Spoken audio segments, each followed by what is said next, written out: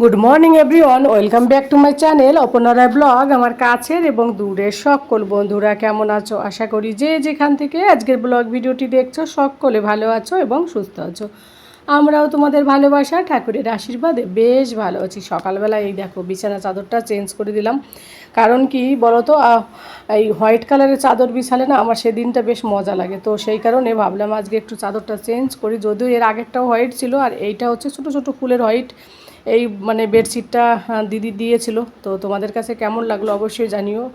আশা করি এরকম হোয়াইট চাদরের উপর যদি ছোটো ছোটো ফুল থাকে সেটা কিন্তু দেখতে কিন্তু বেশ ভালো লাগে। আর আজকের ব্লগ ভিডিওতে আমার একটা স্পেশাল জিনিস তোমাদের সঙ্গে শেয়ার করব। ভিডিও শুরুতেই কেউ স্কিপ করো না, সবাই সঙ্গে থাকো, পাশে থাকো আর দেখতে থাকো। আর ভিডিওটা ভালো লাগলে অবশ্যই একটা লাইক করে দিও এবং একটা কমেন্ট করে দিও। তো বন্ধুরা, বেডশিটটা দেখো কত সুন্দর করে আমি একটু বিছিয়ে নিলাম, কি সুন্দর লাগছে দেখতে। সকালবেলায় একটা পজিটিভ এনার্জি চলে আসলো বিছানা আর কি বেডশিটটা চেঞ্জ করে। তো আমার তো ভীষণ ভালো লাগে বেডশিটটা। তো এই বেডশিটের কোনো মানে বালিশ নেই, সেই কারণে বালিশের কভার নেই।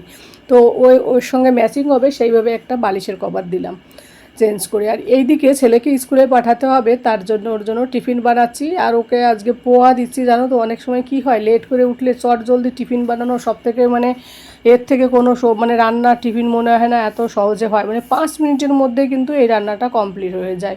পেঁয়াজটা ভাজতে যতটা সময় লাগে জাস্ট, তারপরেই কিন্তু রান্নাটা কমপ্লিট। আর পেঁয়াজ ভাজতে বেশি সময় লাগে না, সবাই জানি পাতলা পাতলা করে পেঁয়াজ কেটে দিলে ওই 5 মিনিটের মতো লাগে। তারপরে ওই পেঁয়াজটা ভাজতে ভাজতে কী হয়, এই চিড়েটা আমি ভিজিয়ে রেখে দিই, ধুয়ে জলটা ফেলে দিয়ে রেখে দিই, তখন চিড়েটা নরম হয়ে যায়। তারপরে দিয়ে দিলে চিড়ের পোলাও বলে আর কি আমরা বাঙালিরা, কিন্তু নন বাঙালিরা এখানে বলে সে পোহা বলে এটাকে। তো যাই হোক, এইটাই ছেলেকে আজকে টিফিনে দেবো। আর এটা খেতেও তোমরা তো জানো, আমার ব্লগ দ্বারা দেখো, এটা খেতে গুল্লু বেশে ভীষণ ভালোবাসে। তো এর মধ্যে আলু দেয় অনেকে, এরা আলু দেয়, কিন্তু আমি আর আলু দিই না, কারণ আবার এক্সট্রা কার্বোহাইড্রেট খাবে, ওই কারণে আমি ইচ্ছে করেই দিই না। তো যাই হোক, এই যে ছেলের টিফিন বক্সে আমি দুমদাম করে দিচ্ছি। এখন এটা এখান থেকে 2 চামচের মতো খাবে, বাকিটা ওকে আমি দিয়ে দেবো। আর এই টিফিনটা কিন্তু খুবই হেলদি হয় বাচ্চাদের জন্য, পেটটাও ভরা থাকে অনেকক্ষণ ধরে, আর মনে হয় ভাত খেয়েছি এরকম টাইপের হয়। তো এই জন্য এই টিফিনটা দিই। অনেক সময় জার্নি করতেও এই টিফিনটা আমি নিয়ে যাই, কারণ কি ট্রেনে দেখবে জার্নি করতে এটা খেলে কিন্তু, চিড়ে যেহেতু ভারী খাবার, জল খাওয়ার পরে দেখবে চিড়ে খেলে একদম পেট একদম মানে ফুল থাকে। তো যাই হোক, ছেলেকে টিফিন দেওয়া কমপ্লিট। এবার আমি একে এটা বক্সে ওর দিয়ে দেবো। আর এই যে একটুখানি রেখেছি 2 চামচের মতো, জানি না ও খাবে কি না, এটা ওকে খাওয়াবো। খাওয়ানোর পর ওকে স্কুলে ছেড়ে তারপর ওই স্কুটি নিয়ে দেখো তোমাদের দাদাভাই, এই যে যেটা দেখাবো তোমাদের সঙ্গে স্পেশাল বললাম, সেটা হচ্ছে দুর্গাপুর থাকতে মানে স্কুটিটা কি বলো তো, তোমাদের দাদাভাই আমাকেই দিয়েছিল অ্যানিভার্সারিতে গুল্লুকে স্কুলে নিয়ে যাওয়া আসার জন্য। তো তারপর তো ওখান থেকে ট্রান্সফার হয়ে গেলো, গাড়িটা কেনা হলো, তার 1 সপ্তাহ পরেই আমাদের ট্রান্সফার হয়ে ঝাড়খণ্ডে আসতে হলো, সেই কারণে আমি এখানে এসে আর চালাইনি।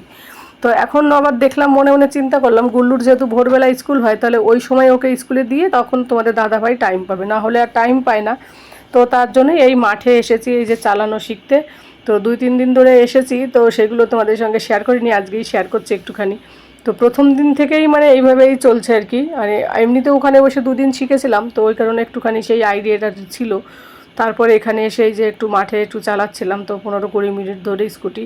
আমার না ভীষণ ভয় করে অ্যাকচুয়ালি, কী বলো তো, কোমরে ব্যাক পেইন আছে, তো তারপর ভারী জিনিস তুলতে পারি না, আর গাড়িটা প্রচুর ভারী, তো সেই কারণে আমি চালাতে চাইছিলাম না। তো কিন্তু এখন দেখলাম চাইলেও কিছু, না চাইলেও মানে অনেক কিছু করতে হয় বাচ্চার জন্য, কারণ তোমাদের দাদাভাই অনেক সময় অফিস থেকে আসতে পারে না, গাড়ি থাকে না, তো তখন অসুবিধা হয় মানে গুল্লুকে স্কুল থেকে আনতে। সেই কারণে ভাবলাম তাহলে স্কুটিটা চালানো শিখেই যাই, তাহলে ছেলেকে স্কুলে দেওয়া নেওয়া করতে পারবো। কিন্তু এখনও আমার মনের মধ্যে সেই চিন্তা, ওই গাড়িটা তুলবো কী করে, ঘোরাবো কী করে, মানে ভারী, তো ওই কারণে ভয় লাগে আর কি, ভারী জিনিস তোলার অভ্যাসই নেই। তারপর তোমাদের দাদাভাই বললো না না, গাড়ি চালাতে চালাতে তখন দেখবে গাড়ি তোমার কাছে হালকা লাগবে। তো যাই হোক, এখন এই যে চলছে, আর ভীষণ মজা লাগছিলো প্রথম দিন চালাতে, যে কী মজা লাগছিলো। যে কোনো জিনিস প্রথম প্রথম বেশ একটা ইন্টারেস্ট থাকে, আর সেটা করতেও কিন্তু ভীষণ ভীষণ ভালো লাগে কম বেশি আমাদের। তো প্রত্যেকটা মেয়েদের আমি বলবো, যে কোনো ফোর হুইলার হোক আর স্কুটি হোক, সব কিছু চালানো শেখানো উচিত। তারপর এই যে বাজার করে এসেছি, আর আজকে সকালবেলা কি কি খাবো সেগুলো একটু রেডি করে রেখে দিচ্ছি। একটু বিট, আদা, ধনেপাতা, পুদিনা পাতা, শসা, এইগুলো মিক্সিতে গ্রাইন্ড করে এর জুসটা আমার সকালবেলার ব্রেকফাস্টে খাওয়া হবে। একটু অন্যরকমভাবে জুস বানাবো। আর এই যে পুদিনা পাতা দেখো কতগুলো আনা হয়েছে, এইগুলো আবার ফ্রিজে রেখে দেবো। তো আর তার সাথে আরও কিছু সবজি এইগুলো কেটেও রেখেছি, সেগুলো গুছিয়ে রেখে দেবো, বাজার থেকে এনেছি, সেগুলো তোমাদেরকে কাটার পরেই দেখাচ্ছি। এই যে ডাঁটা শাক কেটেছি, লম্বা লম্বা ডাঁটা পাওয়া যায় এখানটায়, লাউ কেটেছে আমার জন্য, মানে লাউটা আমি খাবো আর কি, তোমাদের দাদা ভাইয়ের গুল্লুর জন্য ডাঁটাটা করব। আর ডাঁটা দিয়ে আলু দিয়ে মাছের তরকারি হবে আজকে, আর হচ্ছে আমার জন্য লাউ, আর তোমাদের দাদা ভাইয়ের জন্য অল্প একটু লাউ রান্না করবো আলাদা আর কি। আর আমার জন্য এই যে বড় বড়গুলো কেটেছে এইগুলো হচ্ছে আমি খাবো। লাউ ওয়েট লস করতে কিন্তু ভীষণ সাহায্য করে, লাউয়ের মধ্যে জলের পরিমাণটাই কিন্তু বেশি থাকে, কার্বোহাইড্রেট থাকে কম। তো ওই কারণে ডায়েটে প্রায়ই আমি লাউটা ব্যবহার করি। লাউ খেয়েও কিন্তু ওজন কমাতে ভীষণ আর কি, মানে কি বলবো, হেল্পফুল। তারপরে গরমের দিনে লাউ খাওয়া আমাদের উচিত, শরীরও ঠান্ডা থাকে। যাই হোক, দুপুরে রান্নাবান্না সবজি কেটে রেখে দিলাম। আর এদিকে তোমাদের দাদাভাইকেও খেতে দিতে হবে, ও আবার অফিসে বেরিয়ে যাবে। ওই মেয়েটা কাজ করতে আসার আগেই সবজিগুলো আমি কেটে রেখে দিই, তাহলে কি হয়, নিচে বসে সবজি কাটলে সেই সবজির মানে নোংরাটা হয় না, ও ঘরটার মোছা হয়ে যায়। ওই কারণে আমি ও আসার আগে এগুলো কেটে নিই। এই যে শুকনো মাছ ছিল না, তো ভাবলাম তাহলে রুই মাছ ছিল না, তো ভাবলাম তাহলে চিংড়ি মাছ দিয়েই করি ডাঁটাটা, শুকনো চিংড়ি মাছ। তো ওই চিংড়ি মাছ দিয়েই রান্না করব আর কি। জলের মধ্যে, গরম জলের মধ্যে কিছুক্ষণ ভিজিয়ে রেখে দিলে মাছটা নরমও হবে, খেতেও বেশ ভালো হবে। আর এখন কি বলো তো, একটু হালকা হালকা বৃষ্টি হচ্ছে, তো তো বৃষ্টিতে ডাঁটাগুলো বেশ কচি কচি হয় আর খেতেও বেশ ভালো লাগে। তাছাড়া আজকে লাউটা বাজারে পেয়েছি অনেক দিন পর, একটা গোল লাউ পেলাম, তাও আবার একদম নরম, খেতে মানে দেখেই মানে বেশ মজা লাগছিল। যাই হোক, এবারে আমি এই মিক্সিতে এইটা আগে গ্রাইন্ড করে রেখে দিই, কারণ কি এটা আমার সকালের ব্রেকফাস্ট হবে, তোমরা তো জানো। এই দেখো, তার আগে একটু পুদিনার চাটনিও বানিয়ে রেখে দেবো আলাদা করে ফ্রিজে, কারণ অনেক সময় কি হয়, মানে লবণ তেল কম দিয়ে খাই, তো তখন আবার ওই পুদিনার চাটনি থাকলে ওটা খেতে বেশ ভালো লাগে। তো মেয়েটা এখনও কাজ করতে আসেনি, তাই দেখালাম একটু থালা বাসন দেখো জমা হয়ে রয়েছে এখনও।